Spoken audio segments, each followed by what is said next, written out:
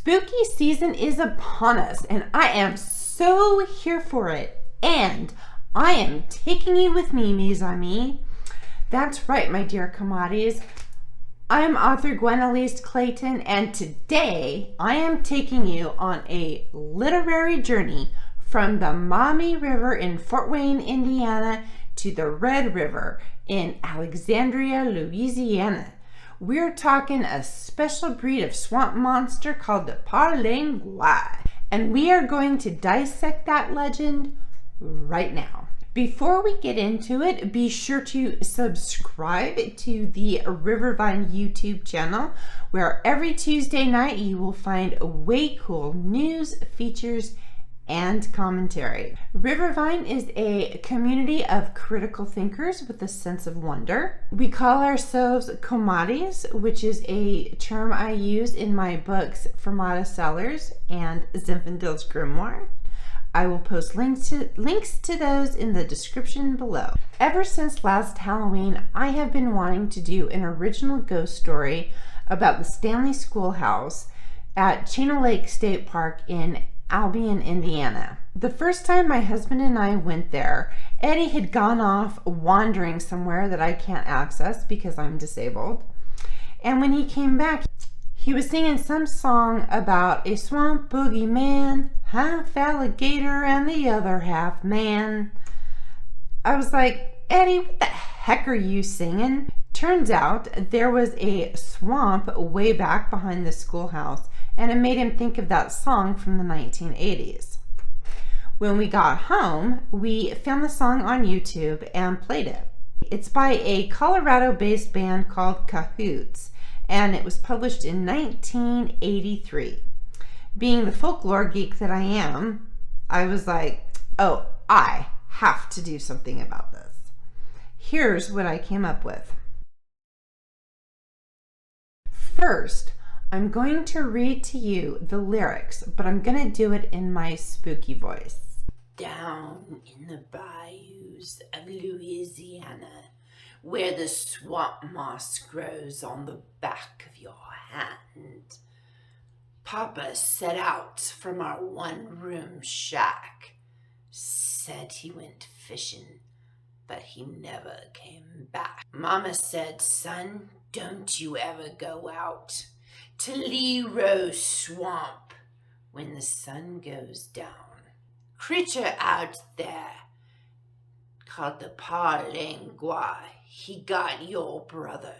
Now he got your pa. The Parlangua's the swamp boogeyman, half alligator and the other half man. Son, don't you go when you hear the call of the swamp water booger, the Parlangua. I told my mama, gonna make things right, going hunting down in Lero Swamp tonight. The stories that the old men told to me, you gotta stick it with a stick from the sweet gum tree. A whippoorwill cried, and I prayed to God. Then I headed for the swamp in the cold gray fog. Hours passed, it was drizzling rain when I realized I had lost my way. The Parlangua's the swamp boogeyman, half alligator and the other half man. Son, don't you go when you hear the call of the swamp water booger, the Parlangua. A chilling fear inside of me as I whittled off a stick from a sweet gum tree. Spanish moss hanging all around, stopping to listen to every sound. I stumbled and fell, tangled up in vines, fear and panic shooting up my spine. Tried to rise, and then I heard him scream, the Parlangua standing over me. Down on the bayous of Louisiana, where the swamp moss grows on the back of your hand, Mama lives alone in a one-room shack. Her boy went hunting, but he never came back. The Parlangua's the swamp boogeyman, half alligator and the other half man. Son, don't you go when you hear the call of the swamp water booger, the Parlangua. Now we're going to take that story and Hoosierify it. To do that, we're going to start by implementing the Gwen Alyce Clayton process of writing fiction. And this will explain why I don't publish a whole lot of fiction. To me, fiction is the lie within the truth. So first you find out the truth, and then you craft the lie. Step one is to find out more about this Parlangua character. Was it just a song that some band made up in the 1980s, or is it a bona fide Cajun legend? If it's just a song, then I don't have a story. But if it's a real legend, then I have a project. The only information I could find on the band that recorded this song was from a Denver-based blog called Colfax Avenue. Colfax Avenue happens to be one of the main thoroughfares in Denver. I know because I used to live there. The author, whose name was not listed, says the song was written by the band's singer, Lloyd Barnett. Cahoots was the house band in a country western bar called The Four Seasons in Denver, Colorado. They recorded one LP of which this song is the first track. Since my husband Eddie is from Denver, that would explain why he knows about the song and I don't. The earliest reference I could find in my highly academic Google search was a show called The Beasts of the Bayou, which was a short series on Discovery Plus. The third episode was titled Half Man, Half Alligator and aired July 7th, 2014. You can buy the full-length episode on YouTube or Amazon Plus for $2.99. I forked out the $3 and watched it several times from start to finish. It was interesting, but definitely fiction disguised as nonfiction. I'm not going to take the time to dissect the whole program, but I can tell you none of the claims made or sources supposedly cited were legit. The police report isn't on official letterhead. The newspaper doesn't say, or the newspaper story that they flash on the screen doesn't say what newspaper it's from. And the herpetologist isn't credited with any agency or contractor who would be doing alligator census. And none of these things were listed in the closing credits. But let's not let our mad critical thinking skills ruin our fun. Let's move on. There's some site I've never heard of before called Steemit. It looks like some kind of platform similar to Smashwords or Reddit. Whatever it is, I found a story titled Legends of the Louisiana Swamplands, published in 2018 by somebody calling himself Beaker Street. He writes, the monster was supposed to be the progeny of an Indian maiden and an alligator spirit. The Indian girl was cruelly used by the men of her tribe and ran away. She swore vengeance on all of mankind. The spirit of the alligator took pity on the girl and in return for her love provided for her. After her death, her ghost and her immortal son, the Parlangua, would suffer no trespasser to venture into Leroux Swamp. I have no idea who this Beaker Street guy is or where he got his resources, but whenever I see writers using the words Indian legend or Native American folklore, I immediately ask, what tribe are you talking about? Hey, I get it. I'm a white girl too. We all have this tendency to romanticize indigenous peoples, and we believe they all have the same religious beliefs, the same cultural traditions, the same stories, the same clothes, and whatnot. I looked up what tribes were active throughout Louisiana history, but I couldn't find anything mentioning an alligator spirit.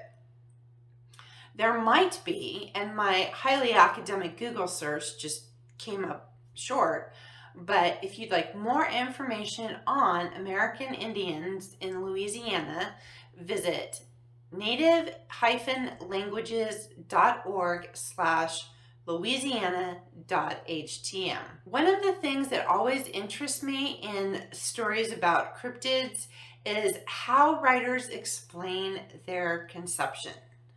Biologically, certain species can't mate. Like reptiles cannot breed with mammals. So how do you get half alligator, half man? It's not like saying someone is half Russian and half Canadian or something, whatever. So how do you do that? You can do like this Beaker Street guy did and make it a paranormal thing. That'll work. You could also give the human physical attributes that imitate the animals, such as scaly skin, sharp teeth, a long tail, a long tongue, sharp claws, a growl, other things that would mimic an alligator. So you could do that. I couldn't find an etymology for the word parlangua, but hearkening back to my high school French, I know that par means by way of, and langue means tongue. So I'm thinking the tongue must have something to do with the legend somehow. Since we know our story is going to be set at the Old Stanley Schoolhouse at Chain Lake State Park in Albion, Indiana, let's see what we know about that area. According to the Indiana Historical Society, the indigenous people of this area were the Miami and the Potawatomi. The French were the first European settlers to arrive on that part of the continent, and their goal was to trade with the natives. They wanted beaver skins and they wanted animal furs, and in exchange they gave the tribes metal axes, hoes, guns, glass beads, and cloth. By 1763, the French and Indian War ended, and the Treaty of Paris ceded all of that land to England. So the French, the Miami, and the Potawatomi were exiled. The British were less interested in trading furs and more interested in acquiring land. And that ended the harmonious relationship with the native people. Now, I'm not trying to get political here. I'm just saying that if we're going to make up a ghost story, we have to have some sort of reason for the haunting. Hauntings come in two forms. They're either an emotional event, kind of an emotional imprint, sort of like what I call spiritual graffiti. So a traumatic event or any kind of strong emotion is going to leave an imprint. So being conquered by somebody is definitely going to be an imprint of some kind. So there could be some emotional residue left, and that that presents as a haunting. The other kind of hauntings that we can have are actual ghosts.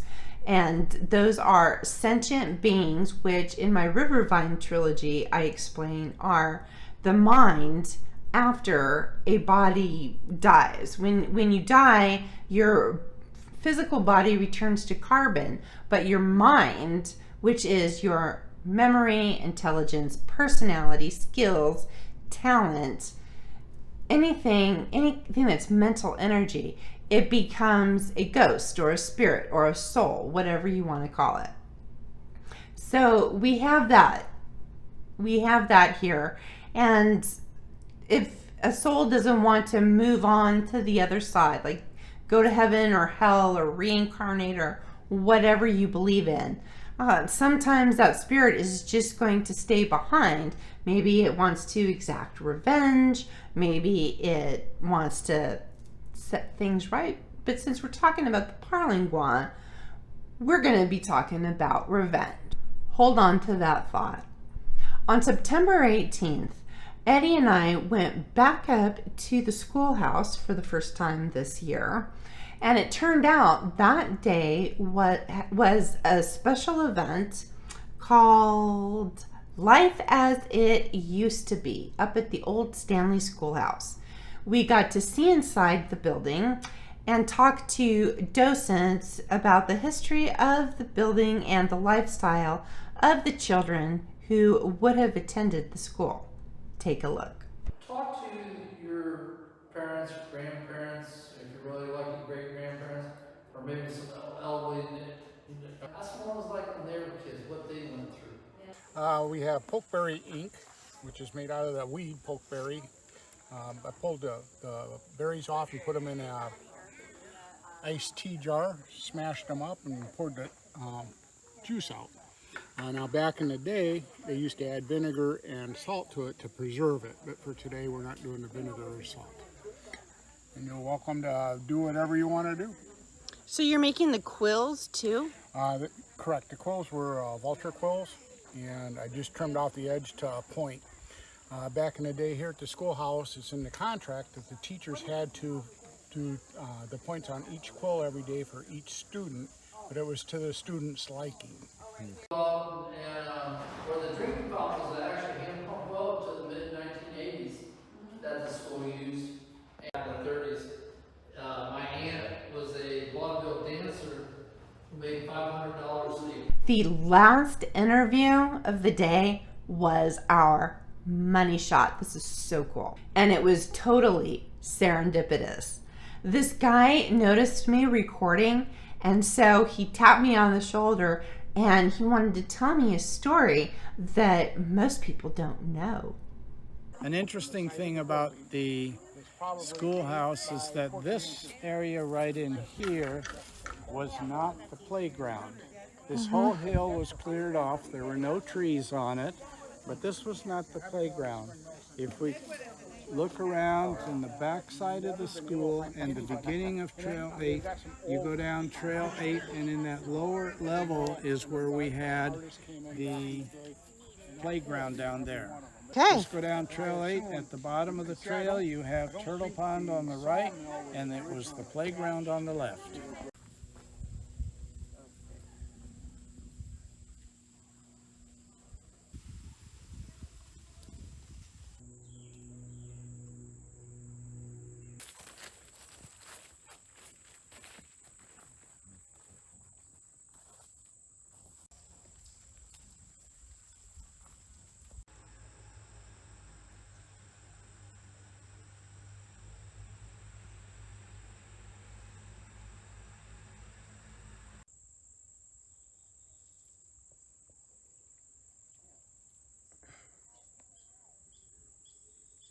And it's now just a mess of trees.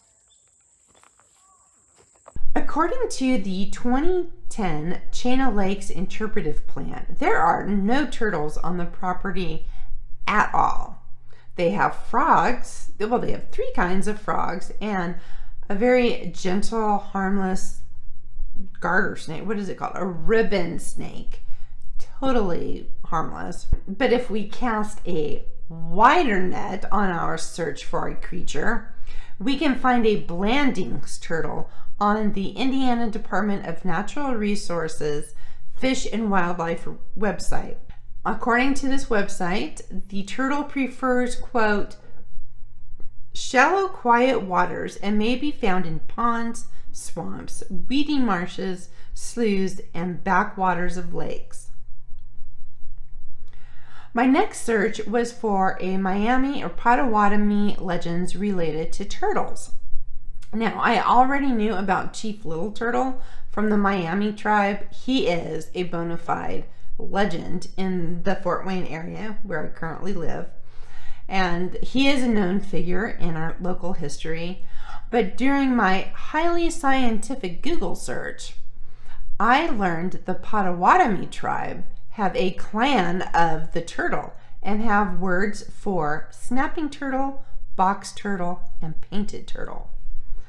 According to their website, quote, there are 13 full moons each year, and the Kanak turtle shell represents the 13-month calendar, starting with the Ketomiko Gizes, Big Bear Moon, and spiraling around the shell, ending with Baboon Gizes, the winter moon. I found the story of Baby Bear Moon in this children's book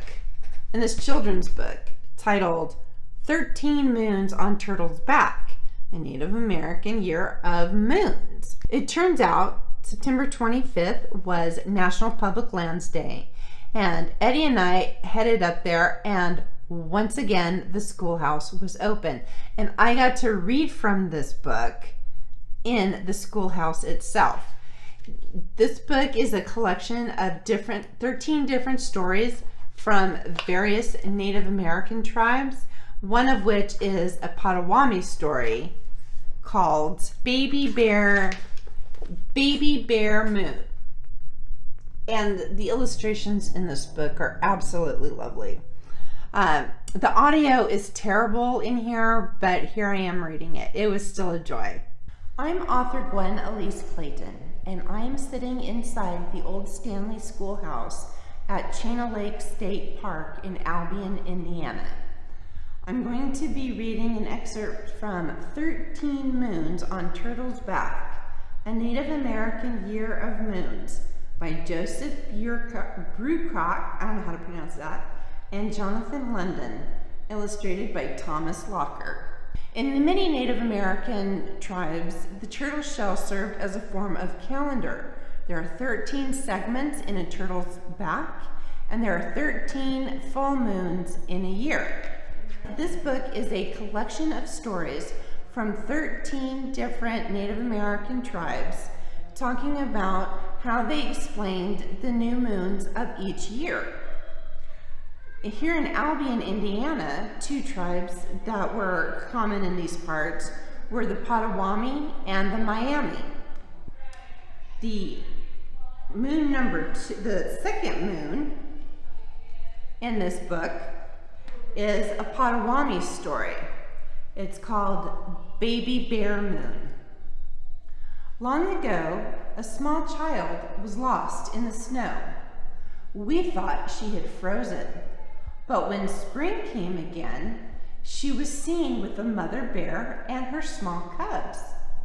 She had slept all through the winter with them, and from then on, the bears were her family and her friends. When we walk by on our snowshoes, we will not bother a bear or her babies. Instead, we think how those small bears are like our children. We let them dream together.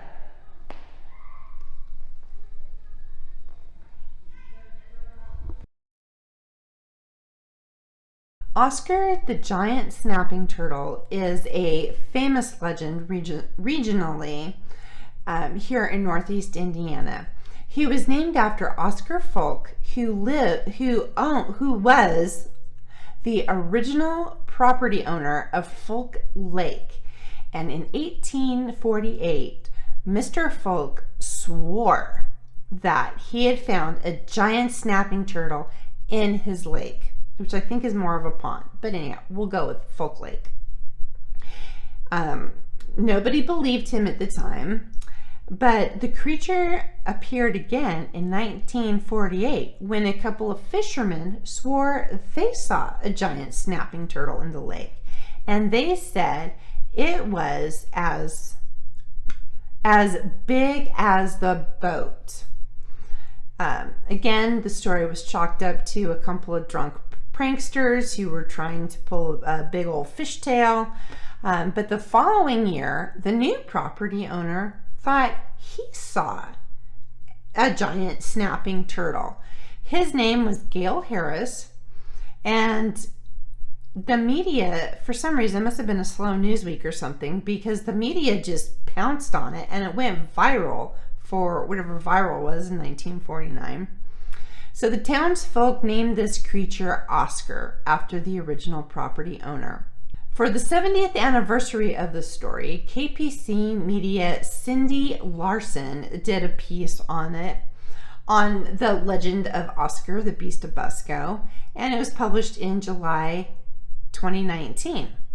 Larson writes, professional trappers were called in, divers were sent in, and special periscopes were devised in an effort to see the turtle in the murky, mucky lake. Some speculated Oscar was hibernating on the soft lake bottom. Unfortunately, we can't use snapping turtles in our story because Turtle Pond is way too small. The giant alligator turtle, Macrocleus timoniki, I hope I'm pronouncing that right, can get up to 4 feet long and weigh more than 175 pounds. And that is way too big to fit in Turtle Pond, which is the scene of our story.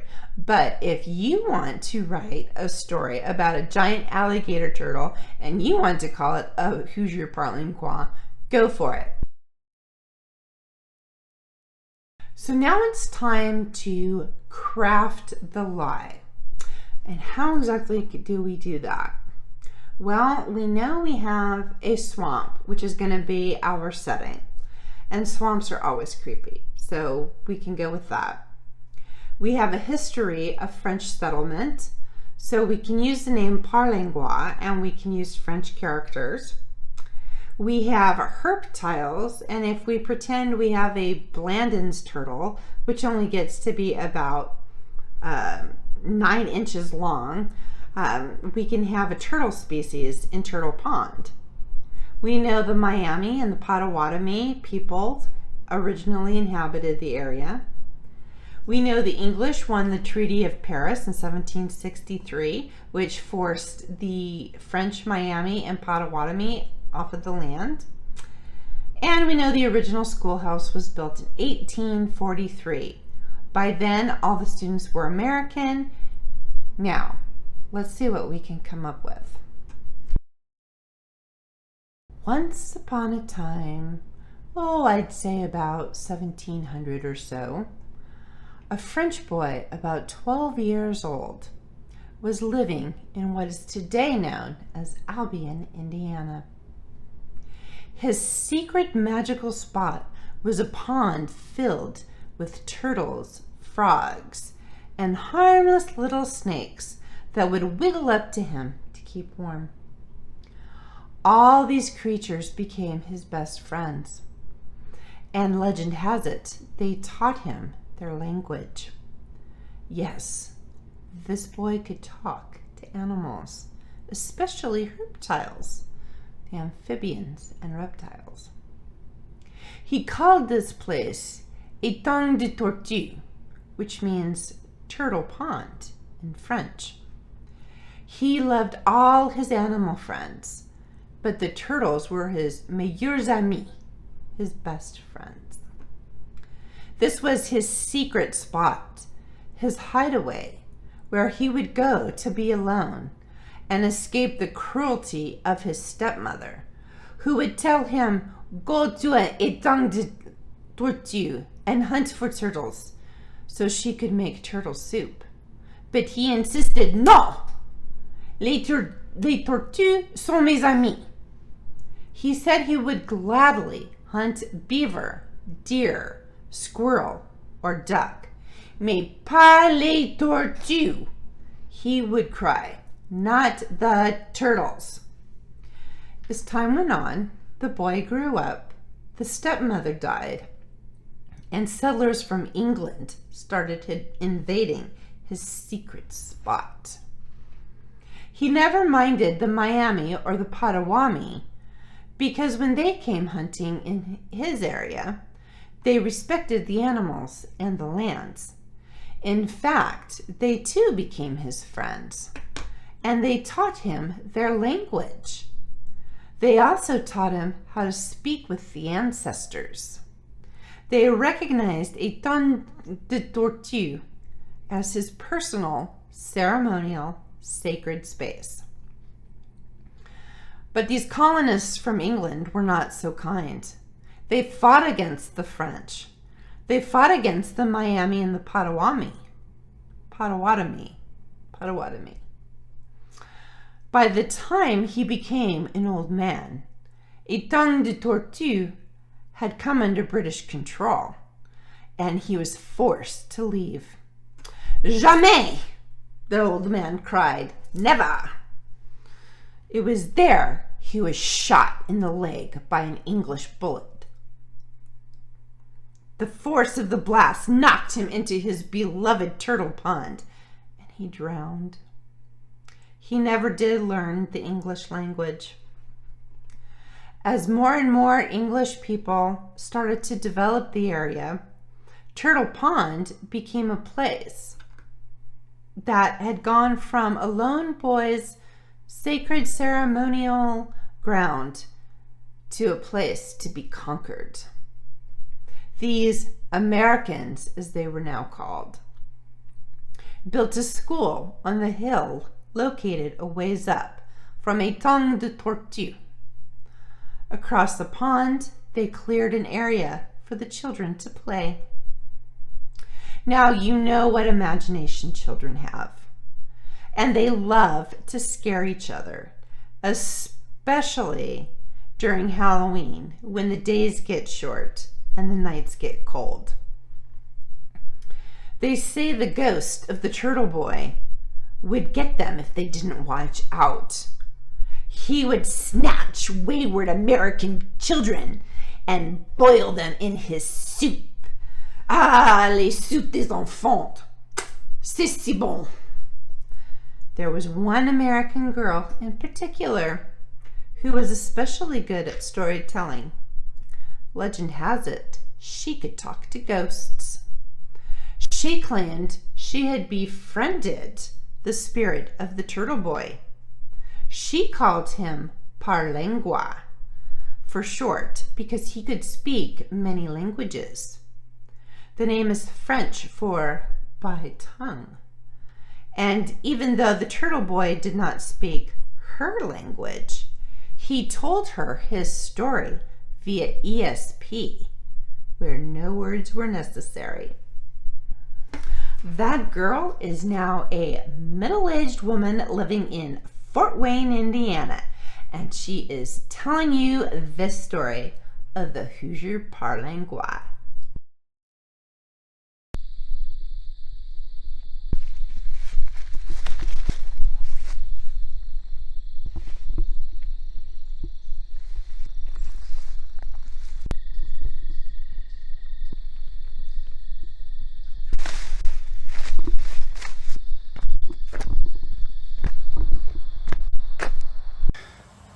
Where's the Parlangua?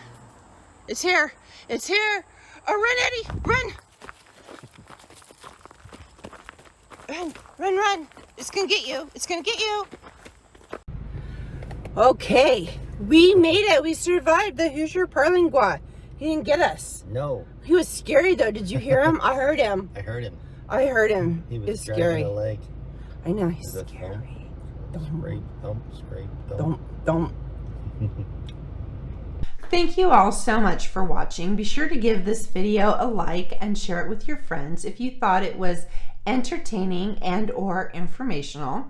And be sure to subscribe to the YouTube channel. If you would like more information about the Hoosier Parlangua, you can subscribe to my Patreon channel at patreon.com/rivervine, where I will have bonus content for my Patreon members. Also, if you're interested in reading any of my fiction books, I will post links to both Fermata Sellers and Zinfandel's Grimoire in the description below. For more information on me, you can visit my website at gwenclaytonwrites.com. Thanks again for watching, and be sure to join me next Tuesday for another riveting story from Rivervine.